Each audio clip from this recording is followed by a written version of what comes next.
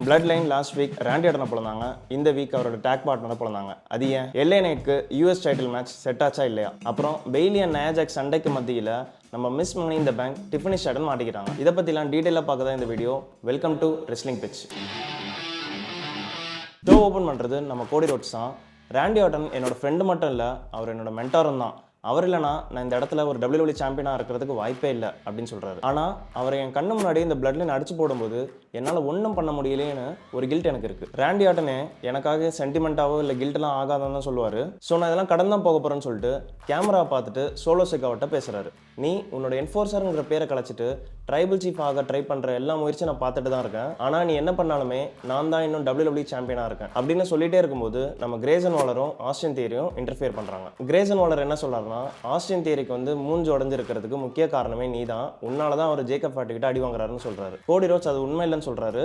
அப்புறம் நீ தான் அவரோட வாயை உடைச்ச அப்படின்னு சொல்லிட்டு இவங்களுக்குள்ள இருக்க அந்த சலசலப்பை வந்து சுட்டி காட்டுறாரு. கிரேசன் வாலர் கோடி ரோட்ஸை கில்ட் ட்ரிப் பண்ண ட்ரை பண்ணிட்டே இருக்கும்போது நம்ம கோடி ரோட்ஸ் வந்து இனி பேச்சுக்கெல்லாம் இடம் இல்லை, வீச்சு தான் அப்படின்னு சொல்லிட்டு ஸ்ட்ரெயிட் அடிக்க ஆரம்பிச்சிடறாரு. ரெண்டு பேரையும் ஒரே ஆளாக நின்று ஓட விட்டுறாரு. இவங்களுக்கும் கோடி ரோட்ஸ்க்கும் ஒரு டாக் டீம் மேட்ச் வந்து செட் ஆயிடுது.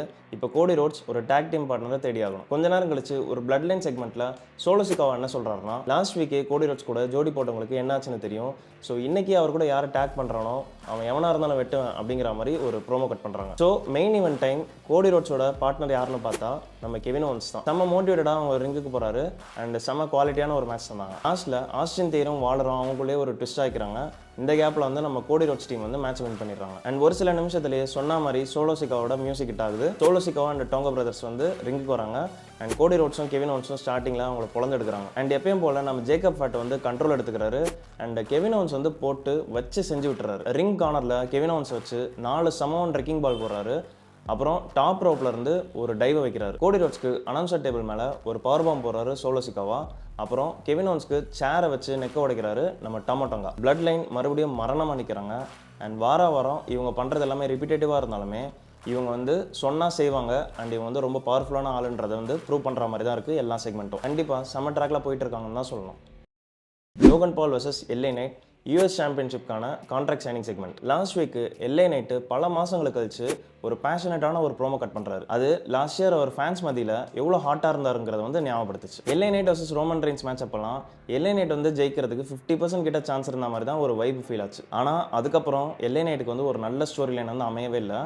ஏஜே ஸ்டைல்ஸ் கிட்ட வந்து நிறைய பொட்டன்ஷியல் இருந்தாலுமே அந்த ஸ்டோரி லைனும் வந்து பார்த்தீங்கன்னா மறக்கிற மாதிரி தான் இருந்துச்சு. இந்த மணி இந்த பேங்க் டாபிக் எப்போ ஆரம்பிச்சதோ அப்போதுலேருந்து ஒரு சின்ன மொமெண்டம் இருக்குது எல்ஏ நைட் கிட்ட. அண்ட் இந்த செக்மெண்ட்டில் பார்த்தீங்கன்னா அவர் ஏன் வந்து ஒரு டிசர்விங்கான பர்சனு, அப்புறம் அவர் ஏன் வந்து சாம்பியன்ஷிப்பை ஜெயிக்க போகிறாரு அப்படிங்கிற மாதிரி சொல்கிறாரு. ஆனால் லோகன் பால் எல்ஏ நைட்டை நிறைய இடத்துல கலாச்சி விட்டு ஸ்கோர் பண்ணிடுறாரு. அண்ட் ஆக்சுவலாக லோகன் பால் சொல்கிறதும் பார்த்தீங்கன்னா உண்மை தான். ஏன்னா எல்ஏ நைட்டும் கடந்த சில மாதங்களும் அவர் சொன்ன மாதிரி ஒன்றுமே பண்ணதான் இல்லை. எல்ஏ நைட் இந்த டைம் கண்டிப்பாக அவர் ப்ரூவ் பண்ணியே ஆகணும் அப்படிங்கிற சுச்சுவேஷனில் இருக்காரு. அண்ட் அவர் சாம்பியன்ஷிப் அடிக்கவும் நிறைய வாய்ப்பு இருக்குது. லாஸ்ட்டில் ஒரு சின்னதாக ஒரு சண்டை நடக்குது. அண்ட் அதுலேயும் வந்து பார்த்தீங்கன்னா எல்ஏ நைட் வந்து கெத்து கட்டுறாரு.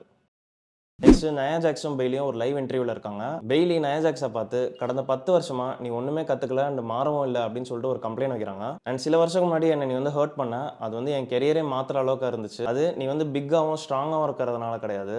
நீ வந்து பெருசாக இருக்க, ஆனால் ஒரு பொறுப்பு இல்லை, அப்புறம் ஒரு ரொம்ப சொதப்பலான ஆள் நீ அப்படிங்கிற மாதிரி சொல்கிறாங்க. நயா ஜாக்ஸ் வந்து ரிட்டன் என்ன சொல்கிறாங்கன்னா, நான் தான் இப்போ வந்து queen of the ring and கண்டிப்பாக நான் வந்து சாம்பியன்ஷிப்பும் ஜெயிக்க போகிறேன். ஸோ எனக்கு வந்து நீ மரியாதை கொடுத்தே ஆகணும் அப்படின்னு சொல்லிட்டு ரெண்டு பேரும் மாறி மாறி பேசிகிட்டு இருக்கும்போது நயா ஜாக்ஸ் வந்து காண்டாயிட்டு கிளம்பி போயிடுறாங்க. அண்ட் கொஞ்ச நேரம் கழிச்சு டிஃபனி ஸ்டாடன் வர்சஸ் மீச்சம் மேட்ச் வந்து நடக்குது. அதில் வந்து நயா ஜாக்ஸ் வந்து டிஃபனி கூட இருக்காங்க. அண்ட் டிஃபனி எப்பயும் போல மாஸ்க் காட்டிட்டு இருக்கும்போது நம்ம பெய்லி வந்து திடீர்னு வராங்க. அண்ட் அவங்க வந்து நயா ஜாக்ஸ் வந்து அடிச்சு போடுறாங்க முதல்ல. அப்புறம் டிஃபனியோட மணி இந்த பேங்க் ப்ரீஃப் கேஸை அடிச்சு உடச்சிடுறாங்க. ஸோ இந்த டிஸ்ட்ராக்ஷனால தலைவி டிஃபனி வந்து மேட்சை தூத்துறாங்க. பர்மேலோ ஹோயஸ் வர்சஸ் அண்ட்ராடே ஒரு மேட்ச் நடந்துச்சு. ரெண்டு பேரும் வெயிட்டாக அவங்களோட டேலன்ஸை காட்டினாங்க.